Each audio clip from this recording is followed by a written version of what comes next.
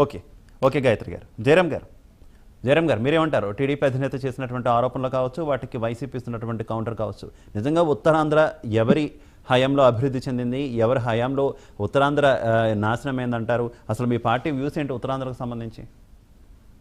మొదటగా ప్యానెల్లో ఉన్న పెద్దలకు, మీకు, ప్రైమ్ 9 ప్రేక్షకులకు శుభ సాయంత్రం.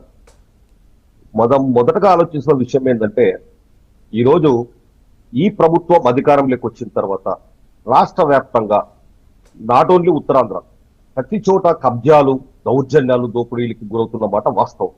ప్రతి అంశంలో, ప్రతి రంగంలో క్లియర్ గా ఇది ప్రజలకు స్పష్టంగా తెలుసు. ఏదో వైఎస్పీ నాయకులు ఈ రోజు కొంతమంది ఏదో బుకాయిస్తేనో లేకపోతే అబద్ధాన్ని నిజం చేయాలని చూస్తే ఎవరు నమ్మరు. గతంలో ఎంత ఉత్తరాంధ్ర అభివృద్ధి చెందిందో లేదో నాకు తెలియదు, కానీ ఇది నా వ్యక్తిగతంగా చెప్తున్నాను. ఖచ్చితంగా 100% వైఎస్ఆర్సీపీ ప్రభుత్వం అధికారంలోకి వచ్చినాక ఉత్తరాంధ్ర దాదాపుగా ఒక 10 నుంచి 15 సంవత్సరాలు వెనకపోయిన మాట వాస్తవం.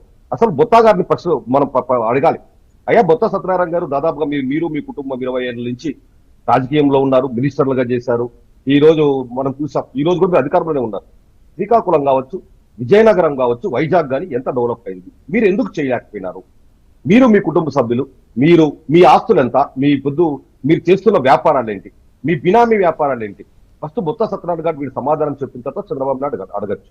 గతంలో మనం చూసాం, చంద్రబాబు నాయుడు గారు 14 నుంచి 19లో అధికారంలో ఉన్నప్పుడు ఒక ఎంఆర్ఓ ద్వారా కొన్ని ఆస్తులు వీళ్ళకి సంబంధించిన, టీడీపీకి సంబంధించిన కొంతమంది ఎమ్మెల్యేలు, మంత్రులు కబ్జా చేశారని చెప్పి అప్పుడు అభియోగాలు చేశారు.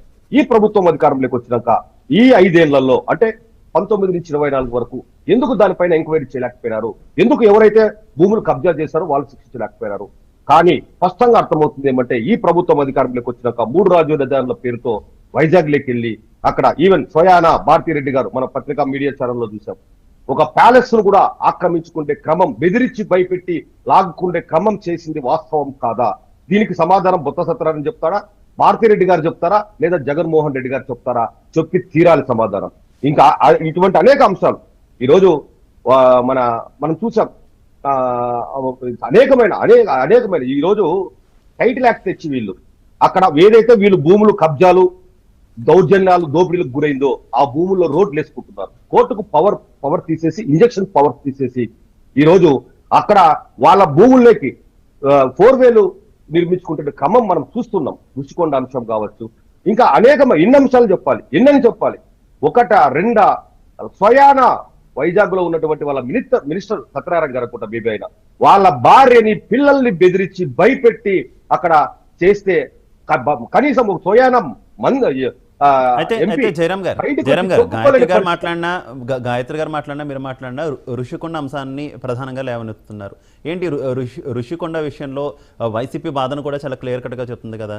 తాము అది ఖచ్చితంగా అంటే కొంతమంది వైసీపీ లీడర్స్ అవి ముఖ్యమంత్రి క్యాంపు కార్యాలయం అనొచ్చు, మరి కొంతమంది లేదు టూరిజంకి సంబంధించినవే అని అనొచ్చు. ఏదైనా ప్రభుత్వానికి సంబంధించినవే కదా, ప్రభుత్వానికి సంబంధించినవే అక్కడ నిర్మించారు కదా. అందులో కొండను కబ్జా చేసింది కావచ్చు, లేదంటే కొండకు తీవ్రమైన నష్టం జరిగింది కావచ్చు, ఈ రకమైనటువంటి ఆరోపణలు ఎందుకు వస్తున్నాయి? ఇప్పుడు మనం రుషికొండ గురించి ఎక్స్పెషల్లీ మాట్లాడాల్సి వచ్చినప్పుడు ప్రధానంగా రుషికొండ అనేది ఆ ప్రాంతంలో ఏదైతే తుఫాన్లు వస్తాయో ఆ తుఫాన్లో వైజాగ్ ని చాలా పరిరక్షించే పరిస్థితి. రెండోది, ఏదైతే పర్యావరణం సంబంధించి అనుమతులు లేకుండా ఋషికొండ అనేది పూర్తిగా పర్యావరణం సంబంధించిన అంశం. ఆ పర్యావరణ అంశాన్ని కాకుండా 500 కోట్లు ఖర్చు పెట్టి రోజు ప్రభుత్వ బిల్డింగ్లు కట్టినామంటున్నారు. ఎందుకు స్పష్టంగా అది ప్రజలకు, రాష్ట్ర ప్రజలకు జీవో రూపంలో కావచ్చు, లేకపోతే ఈ ఫలాని బిల్డింగ్స్ కడుతున్నాం, ఫలాని కోసం కడుతున్నామని ఈ రోజు కూడా చెప్పలేకపోతున్నారు. హైకోర్టులో అడిగిన అంశాలకు ఈ రోజు కూడా ఎందుకు కౌంటర్ దాఖలా చేయలేకపోతున్నారు?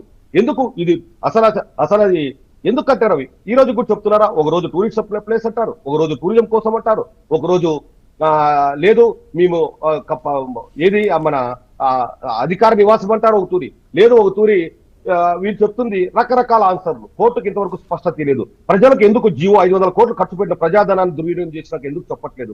ఏదైతే పర్యావరణాన్ని నాశనం చేసి ఏ కోర్టు కూడా వ్యవస్థ ఒప్పుకోదు. మన ఇండియాలో చట్టాలు ఉన్నాయి, కొన్ని చట్టాలకు అనుబంధంగా కాకుండా చట్టాలకు వ్యతిరేకంగా ఈ రోజు రుషికొండని ఆ విధంగా ఈ రోజు టోటల్ గా దాదాపు 10-12 ఎకరాల స్థలాన్ని ఈ రోజు అక్కడ క్లీన్ చేసి బోడిగొండు గుట్టించి ఈ రోజు ఆ మట్టి అంతా తీసుకెళ్లి సముద్రంలో కలిపి, సముద్రంలో ఎంత ఇబ్బంది, సముద్రంలో అక్కడ ఉన్నటువంటి ఇక్కడ వనరులు, అక్కడ ఉన్నటువంటి పరిస్థితులు ఎంత ఇబ్బంది పడతాయి, ఇదంతా కూడా ఎందుకు చేశారు, ఎందుకు మీరు వీటిని స్పష్టంగా ఈ రోజు కూడా కోర్టుకు హైకోర్టుకు చెప్పలేకపోతున్నారు?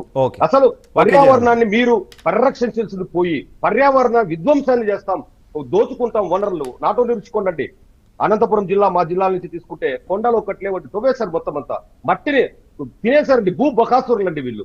మట్టి ఏది వనరులు ఏమి దొరికినా ప్రకృతి వనరులకు సంబంధించిన మట్టి, ఇసుక ఒక్కటి వదిలిపెట్టలేదండి. నాట్ ఓన్లీ అనంతపురం జిల్లా టు శ్రీకాకుళం, చిత్తూరు దాకా ఏది కూడా వీళ్ళు వదిలిపెట్టలేదు. ఇంత దౌర్భాగ్యమైన దుర్మార్గమైన ప్రభుత్వాన్ని మనం ఇంతవరకు దేశం చరిత్రలో ఏ రాష్ట్రం కూడా చూసినది కూడా మేము స్పష్టంగా చెప్తున్నాం. గతంలో అభివృద్ధి జరిగిందో లేదో కానీ ఈ 5 ఏళ్లలో పూర్తిగా రాష్ట్రం విధ్వంసాలకు గురైంది, భూ కబ్జాలకు, భూ ఆక్రమణకు గురైందని చెప్పి కూడా మేము స్పష్టంగా చెప్పగలం. అది రాష్ట్ర ప్రజలందరికీ ఇప్పటికే తెలుసు.